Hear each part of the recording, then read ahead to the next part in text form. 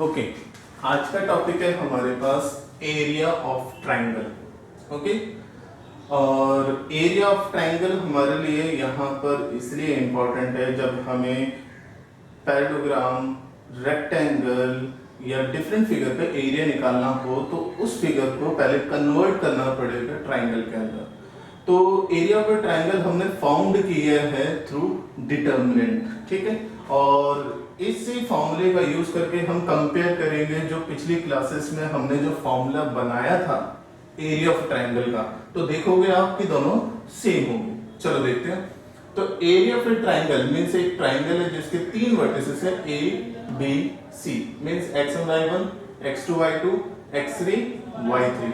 तो according to this area of triangle हमें क्या मिलेगा? Area of triangle equal to half determinant of first coordinate, this is the first coordinate, मतलब first row के अंदर x1 y1 then 1, second row के अंदर x2 y2 then 1, x3 y3 and ये x के कोऑर्डिनेट आएंगे सारे यहाँ पर y के कोऑर्डिनेट, और ये ऑलवेज थर्ड कॉलम क्या रहेगा? 1 रहेगा। इस चीज का याद रखना हमेशा। ओके, फर्स्ट रो में 1 1 मतलब x1 y1 देन 1, क्योंकि तीन वर्टिसेस हैं, थर्ड वर्टिस तो होता ही नहीं है हमारे पास, तो इसकी जगह पे हम क्या रिप्लेस करेंगे? 1 1 1 रिप्लेस करेंगे। अब वेरीफाई करना है क्या सीरियसली कि हमारे पास ये एरिया ऑफ ट्राइंगल का काम करेगा भी या नहीं करेगा। तो एक काम करते हैं, इसका डिटर्मिनेंट निकालते हैं, मतलब इसको एक्सपेंड करते हैं कॉलम 1 के रिस्पेक्ट में। किसके रिस्पेक्ट में? कॉलम 1 के रिस्पेक्ट में हम इसको एक्सपेंड करते हैं। तो क्या मिलेगा? देखो 1 as it is, 1/2 as it is। Okay, हमें पता है जब मैं कॉलम 1 की फॉर्म में एक्सपेंड करूंगा तो ये मेरे पास फर्स्ट एलिमेंट है। तो हम क्या लिखेंगे? Bracket of x1।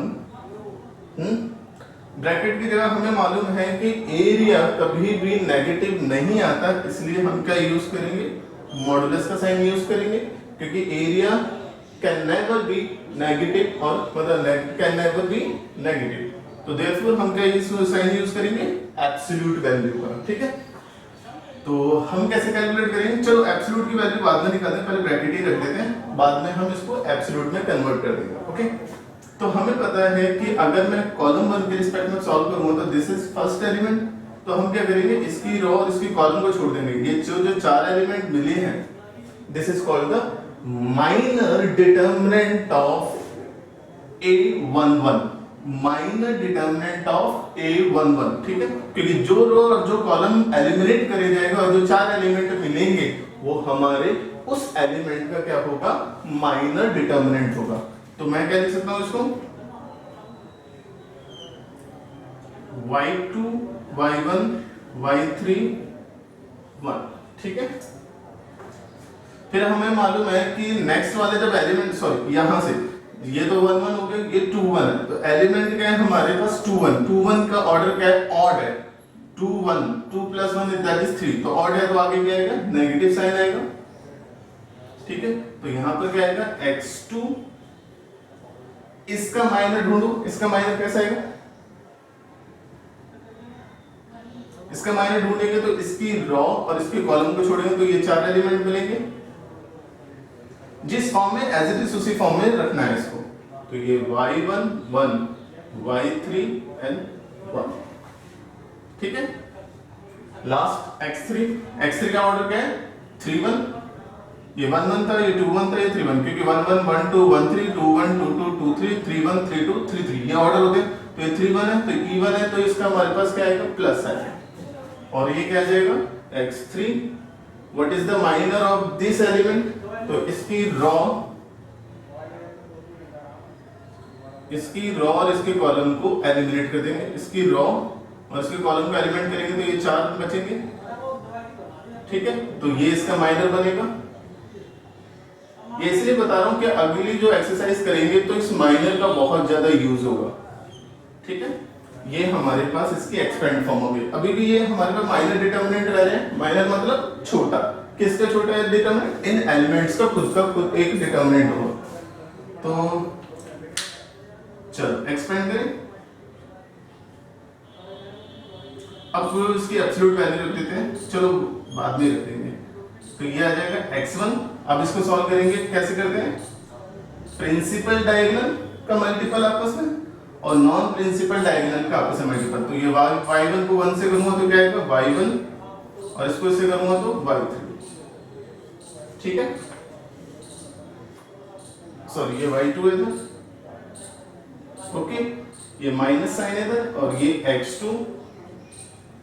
ओके, तो क्या आ जाएगा फिर से यही y1 माइनस इसको इससे करोगे तो ये आ जाएगा y3 प्लस x3, इसको इससे y1 माइनस y2। ओके, ठीक है, एक काम करते हैं, ये वाला माइनस बाहर निकाल देते हैं। अगर मैं ये माइनस बाहर करूंगा तो ये प्लस का हो जाएगा,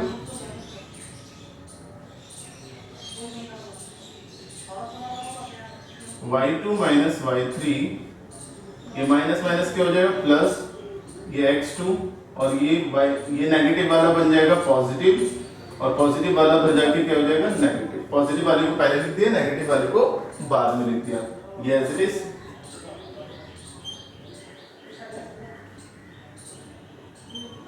ओके, यू रियलाइज दैट ये जो फॉर्मूला है, अब मैंने नेगेटिव को पॉजिटिव इसलिए बनाया क्योंकि ये हमारे पास एक कंपेरेबल फॉर्मूला बन जाए जो हमने 10th और 11th के अंदर किया है। अब मुझे मालूम है कि डिटर्मिनेंट मतलब जो एरिया ऑफ ए ट्रायंगल है वो कभी भी नेगेटिव नहीं हो सकता, इसलिए मैं इसके अंदर हमेशा क्या यूज करूंगा, एब्सोल्यूट वैल्यू यूज करते थे हम। ठीक है सर, मैं तो इसका मतलब है कि हमारे पास वेरीफाई हो गया कि जो हमने पहली क्लासेस में पिछली क्लासेस में पढ़ रखा है कि एरिया ऑफ ए ट्रायंगल क्या होता है, half x1 x2 x3 y2 minus y3 y3 minus y1 y1 minus y2। देखो ना क्या होता है, x1 है तो और नेक्स्ट वर्ड हो गया 2 3 का, 2 है तो 3 1 का, 3 है तो 1 2 चलेगा। याद आया नहीं आया? ठीक है, तो ये मेरे पास एरिया ऑफ ए ट्रायंगल बनता है। क्लियर? अब इस एरिया ऑफ ए ट्रायंगल का यूज तो तब करते थे जब हमारे पास बेसिक हो। अब मुझे डिटरमिनेंट के फॉर्म में यूज करेंगे तो इसका मतलब ये यूज नहीं करेंगे, हम ये वाला यूज करेंगे। सीधा जो भी कोऑर्डिनेट्स हैं हमारे पास ट्रायंगल को इधर रिप्लेस करेंगे और डिटरमिनेंट की वैल्यू सॉल्व करेंगे। अब बोलेंगे सर आपने तो कॉलम 1 की फॉर्म में कॉलम 1 के फॉर्म में एक्सपेंड किया, क्या हमें कॉलम 1 के नहीं, वो आप पे डिपेंड करता है, आप कॉलम 1 लो या रो 1। सबसे बेस्ट क्या होता है, हमने पहले भी डिस्कस किया, जहां पर जीरोस हो मतलब एक जीरो या दो जीरो, उसी रो या उसी कॉलम की फॉर्म में एक्सपेंड कर दो, अदरवाइज R1 की फॉर्म में ही एक्सपेंड किया करो। ठीक है ना, ये R1 की फॉर्म। अब सोचोगे कि सर फॉर्मूला तो बनेगा नहीं, फॉर्मूला आगे पीछे हो जाएगा, कोई फर्क नहीं पड़ता, वैल्यू मींस डिटरमिनेंट की वैल्यू सेम आएगी। ओके, तो ये तो एरिया ऑफ ए ट्रायंगल हो गया। कुछ पॉइंट है जो याद रखने हैं इसके अंदर, ओके, जो अभी डिस्कस किया है कि एरिया ऑफ ए ट्रायंगल कभी भी नेगेटिव नहीं होता है, इसीलिए हम यहाँ पर आंसर ऑलवेज क्या यूज करेंगे, पॉजिटिव लेके चलेंगे। अगर नेगेटिव भी आ रहा हो तब भी हम इसको इग्नोर कर देंगे। ठीक है, दूसरा क्या है हमारे पास, अगर इसके एरिया ऑफ ए ट्रायंगल की वैल्यू दे रखी है तब हमारे पास इस वैल्यू को प्लस और माइनस दोनों की फॉर्म में लिख के चलेंगे। तो मैं याद होगा अगर तुम्हारे पास ये 2 है और ये मॉड x माइनस 2 है, ठीक है, तो जब हम इसके अंदर सॉल्व करते तो ये मॉडुलस साइन इधर जाएगा क्योंकि ये मॉड में चलता है, मॉडुलस वैल्यू होती है, ये इधर जाएगा तो किसमें जाएगा, plus minus 2 is equal to x minus 2। तो एक बार प्लस के लिए सॉल्व करेंगे, एक बार माइनस के लिए सॉल्व किया जाएगा। ठीक है, ये एब्सोल्यूट में होती है इसीलिए। ओके, जब कभी भी डिटरमिनेंट की वैल्यू गिवन होगी तो कब सॉल्व करना है, जब हमारे पास कोई मिसिंग वैल्यू निकालनी हो, जैसे k वैल्यू फाइंड करो, x फाइंड करो, कुछ भी, या हमें इक्वेशन बनानी हो, ठीक है, तब हमारे पास खास तौर पर प्लस माइनस साइन लिया जाएगा। ओके, थर्ड पॉइंट, अगर मेरे पास ये 3 कोऑर्डिनेट्स ट्रायंगल बनाते हैं तो एरिया ऑफ ए ट्रायंगल कुछ ना कुछ तो वैल्यू आएगी, नॉन जीरो वैल्यू आएगी। ओके, मगर ये तीनों पॉइंट हमारे पास कॉलिनियर हो जाए, इस टाइप से आ जाए, lie on a same line हो जाए, तब वो ट्रायंगल तो फॉर्म नहीं करेंगे। जब ट्रायंगल फॉर्म नहीं करेंगे तो एरिया ऑफ ट्रायंगल क्या बनेगा, जीरो बनेगा। जब कभी भी अगर तीनों पॉइंट सेम लाइन में आ रहे हो, जैसे इक्वेशन ऑफ लाइन मांगी हो या कॉलिनियर बोल रखा हो, तो वहां area of a triangle always taken a 0। ठीक है, ओके। तो हमारे पास कुछ क्वेश्चंस है जो इसके बेसिस पे किए जाएंगे। ओके, यहां तक क्लियर है? ओके, ये याद रखना कि डिटर्मिनेंट की वैल्यू ऑलवेज पॉजिटिव होगी, नेगेटिव को इग्नोर कर दिया जाएगा। दूसरा, अगर डिटर्मिनेंट की वैल्यू गिवन है, फाइंड नहीं करनी, गिवन है मतलब कोई मिसिंग वैल्यू निकालनी हो तो डिटर्मिनेंट की वैल्यू को गिवन करके चलेगा, तो सॉल्व करते समय प्लस माइनस साइन लेके चलेंगे। ओके, तो एक वैल्यू प्लस में आएगी, एक वैल्यू माइनस में आएगी। थर्ड, अगर वो तीनों पॉइंट लाइन में आ रहे हो, कॉलिनियर हो, तो वहां ट्राइंगल का एरिया ऑलवेज क्या होगा? 0 होगा। एरिया ऑफ ए ट्राइंगल क्या होगा? x1 y1 then 1, x2 y2 then 1, x3 y3 then 1 और हाफ बाहर। ठीक है, दो तीन एग्जांपल करके चलेंगे जिसके बेसिस पे आप लोगों की एक्सरसाइज कवर हो जाएगी। प्लीज अच्छी तरह से करके चलना। ओके, 1 मार्क्स से 2 मार्क्स में आने की ज्यादा चांसेस होते हैं ऐसे क्वेश्चंस के लिए, और बच्चे खास तौर पे इग्नोर कर देते हैं, सोचते हैं कि बहुत छोटी सी एक्सरसाइज है। नहीं, थोड़ी थोड़ी इसके अंदर बहुत बारीकी चीजों को पकड़ के चला करो। ये जितने भी बारीक पॉइंट मैंने सारे एक्सप्लेन कर दिए। ठीक है, अब क्वेश्चन पे फोकस करते हैं। तो मेरे पास ये कहते हैं find the area of a triangle whose vertices are this. तो एक ट्राइंगल बना के देख लेते हैं। तो ये मेरे पास ए पॉइंट होगा, ये बी होगा और ये सी होगा। तो ये x1 y1, ये x2 y2 और ये x3 y3। ठीक है, बस एरिया ऑफ ए ट्राइंगल के फॉर्मूले के अंदर पुट कर दो। क्या होगा? हाफ। ठीक है, फॉर्मूला क्या है बताओ? इसमें फॉर्मूला बनेगा x1 y1 then 1, x2 y2 then 1, x3 y3 then 1। ये मेरे पास एरिया ऑफ ए ट्राइंगल आ जाएगा। अब इसके अंदर वैल्यूज रिप्लेस कर दो। x1 y1 दैट इज ये 3 8 और यहां तो 1 है। x2 y2 मतलब -4 2 ये 1 और इसको सॉल्व करेंगे तो क्या आएगा? 5 1 और ये 1।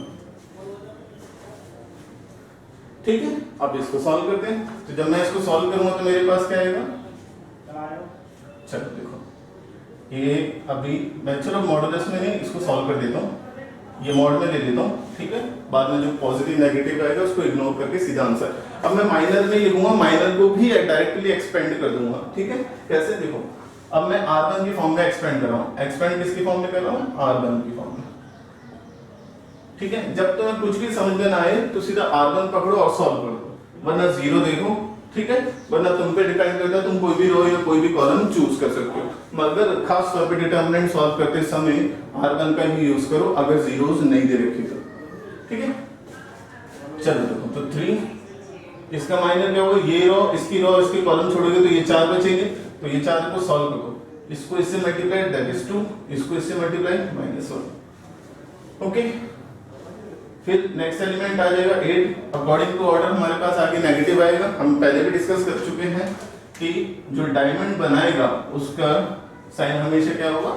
नेगेटिव होता है। तो 8 पे हमारे पास डायमंड का आ रहा है तो ऑटोमेटिकली ये हमारे पास नेगेटिव साइन शो करेगा। अब इसका माइनस क्या होगा? इसकी रो और इसके कॉलम को छोड़ दो, ये 4 बचेंगे। -4 को 1 से करेंगे तो -4 आएगा, 5 को 1 से करेंगे तो 5 आएगा। फॉर्मूले के अकॉर्डिंगली नेगेटिव साइन रहेगा। r1 की लास्ट एलिमेंट 1 है तो ये प्लस का 1, क्योंकि ये हमारे पास ऑर्डर क्या है? 1 3 का है। अब इसकी रो और कॉलम को छोड़ेंगे तो ये 4 एलिमेंट बचेंगे। इसको इससे मल्टीप्लाई दैट इज -4, 5 को 2 से मल्टीप्लाई -10। Okay, clear? चलो सॉल्व करो फिर। तो व्हाट विल आई गेट? ये दो में से क्या? एक, तो एक को मतलब 3 ब्रैकेट ऑफ 1, ये 8 -4 -5 माइनस का 9, ये प्लस का 1 और ये हो जाएगा माइनस का 14। ओके, तो what is the final value? तो ये आ जाएगा हमारे पास 3 और ये 72, ये हाफ बाहर,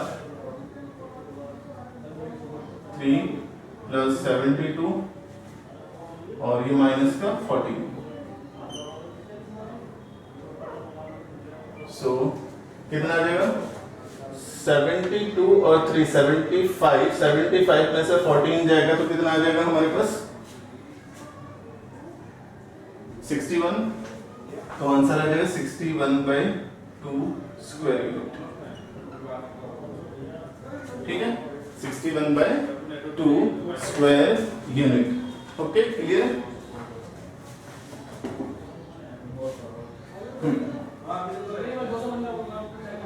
नेक्स्ट क्वेश्चन है हमारे पास, find value of k if determinant equal to 4 square unit. कितना दे रखा हो हमारे पे, डिटर्मिनेंट गिवन है। जब डिटर्मिनेंट की वैल्यू गिवन हो तो सॉल्व करते समय प्लस माइनस साइन दोनों यूज करे जाएंगे। तो एरिया ऑफ ट्रायंगल क्या होगा हमारे पास, देखो तो ये आएगा हमारे पास area of triangle equal to 1/2 x1 y1 1 x2 y2 1 x3 y3 1। तो डिटर्मिनेंट की वैल्यू 4 दे रखी है, तो मेरे पास plus minus 4 is equal to 1/2 और इसकी वैल्यू रिप्लेस कर दोगे k 0 1 नेक्स्ट 4 0 1 नेक्स्ट 0 2 1। अरे बहुत सिंपल आ गई। तो कैसे, क्योंकि हमें मालूम है कि कॉलम 2 के अंदर दोनों एलिमेंट के 0 है तो इसको डायरेक्टली सॉल्व कर लोगे। तो ये आ जाएगा प्लस माइनस 4, ये हाफ उधर जाएगा तो इससे मल्टीपल हो जाएगा तो कितना होगा मेरे पास 8। ठीक है, तो बचा इधर क्या हमारे पास, तो कॉलम 1 की फॉर्म में कॉलम 2 की फॉर्म में एक्सपेंड करूंगा तो मेरे पास वैल्यूज क्या आएगी, देखो तो ये आएगा हमारे पास, देखो तो कॉलम 1 में ये हमारे पास क्या है, हमारे 2 1 पर 0 है तो ये तो माइनस का 0, ये भी 0 है प्लस 0, उसको तो एक्सपेंड करने की जरूरत नहीं, आगे तो 0 चल रहा है तो कोई नहीं। लास्ट क्या है हमारे पास 3 2 के आगे क्या है नेगेटिव, ये 2 और इसकी रो, इसके कॉलम और इसकी रो को छोड़ दो तो ये 4 एलिमेंट बचेंगे k 4 1 1। तो क्या आएगा हमारे पास प्लस माइनस 8, क्या आएगा हमारे पास plus minus 8 equal to a 0 0 ignore, क्योंकि इन दोनों को इसलिए मैंने इनका माइनर नहीं लिखा क्योंकि इनके साथ मल्टीपल में 0 चल रहा है, कोई फायदा नहीं लिखने का, 0 तो होना ही है तो इग्नोर कर देते हैं सीधा। तो ये आ जाएगा माइनस का 2 ब्रैकेट ऑफ k को इससे करेंगे तो ये आ जाएगा k 1 को 4 से मल्टीपल करेंगे तो ये आ जाएगा 4। ठीक है, ओके इसको अंदर मल्टीपल करेंगे और 2 बार सॉल्व करेंगे, प्लस के लिए अलग माइनस 2 के लिए और हमारे पास क्या आ जाएगा प्लस का 8।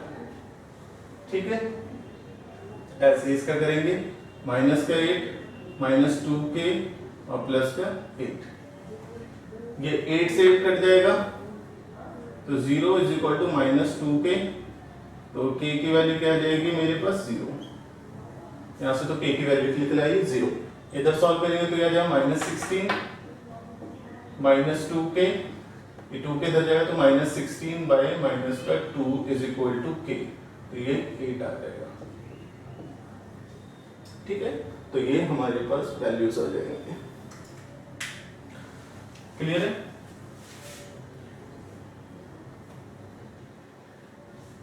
एक और क्वेश्चन लेते हैं जिसके अंदर हमारे पास कुछ कॉलिनियरिटी से रिलेटेड होगा। ठीक है,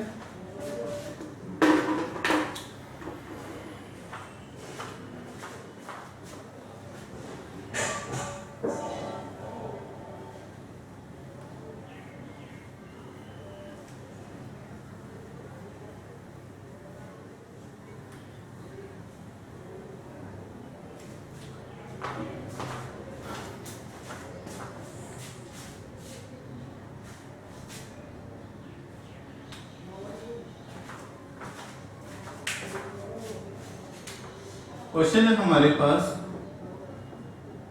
फाइंड द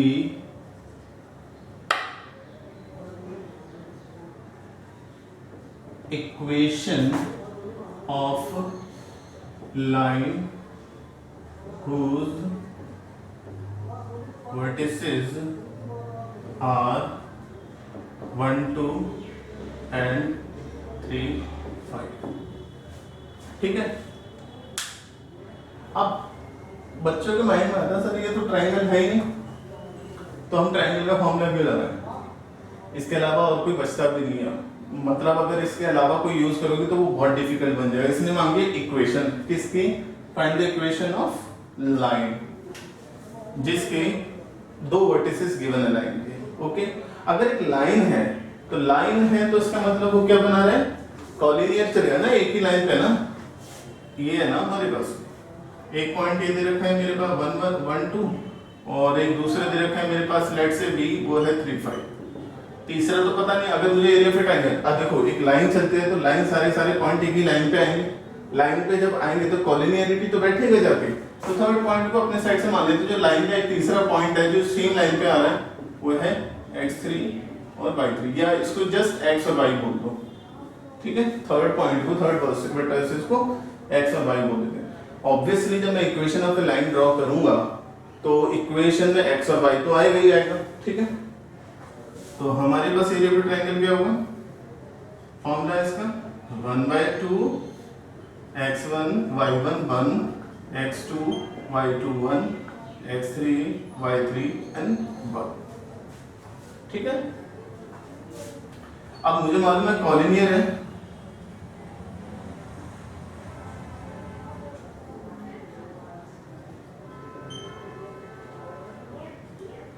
कॉलिनियरिटी है तो ये बन जाएगा 0, ये हाफ और इसकी वैल्यू क्या आएगी 1 2 1 1 2 तो इसके पॉइंट पे बना है और ये 3 5 है, ये 3 5 और ये है x और y, इधर तो 1 1 रहेगा, ठीक है।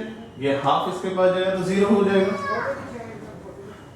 तो क्या आएगा 0 इज इक्वल टू, बस डायरेक्टली एक्सपेंड करेंगे किसी भी एक रो या किसी भी एक कॉलम की फॉर्म में एक्सपेंड करेंगे। जब कुछ पता ना चले तो R1 लेते हैं, तो 1 इसकी रो और इसके कॉलम को छोड़ेंगे तो ये 4 एलिमेंट बचेंगे, तो इसको इससे मल्टीप्लाई 5 1 को y से तो ये y आ जाएगा दूसरा एलिमेंट। तो 1 2 का ऑर्डर है तो आगे नेगेटिव, ये 2 इसका माइनर बनेगा, इसकी रो और इसको कॉलम को छोड़ेंगे तो ये 4, तो ये आ जाएगा 3 को 1 से करोगे 3, x को 1 से करोगे तो x आ जाएगा।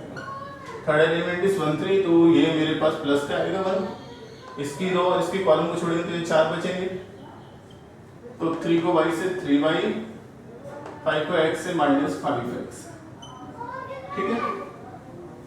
एब्सोल्यूट इसलिए नहीं लिया क्योंकि हमें मालूम है 0 है, तो इधर प्लस माइनस रखने से कोई फायदा नहीं है, ओके। तो ये आ जाएगा 5 - y, इसको 2 से मल्टीपल करोगे तो ये प्लस का 6, सॉरी माइनस का 6 और ये प्लस का 2x, इसको करोगे तो तुम्हारे पास क्या है प्लस का 3y माइनस का 5x और इस साइड के 0 चल रहा है, ओके। सारे x इकट्ठे करो, सारे y इकट्ठे करो, तो मेरे पास आ जाएगा 2x और माइनस का 5x, तो माइनस का 3x आ जाएगा, plus minus minus sign bigger number का, प्लस 3y माइनस का y, तो प्लस का 2y, ओके। और ये कितना आ जाएगा माइनस का 1 -6 और प्लस 5, तो माइनस का 1 आ जाएगा। तो मेरे पास क्या आ जाएगी वैल्यू, सब इस तरफ लेके आ जाएंगे, तो और 3x माइनस का 2y प्लस का 1 इक्वल टू 0, ये इक्वेशन आ जाएगी, ओके। समझ आया? तो ये मेरे पास कंप्लीट एक्सरसाइज है एरिया ऑफ अ ट्रायंगल। अच्छे से प्रैक्टिस करना इसकी।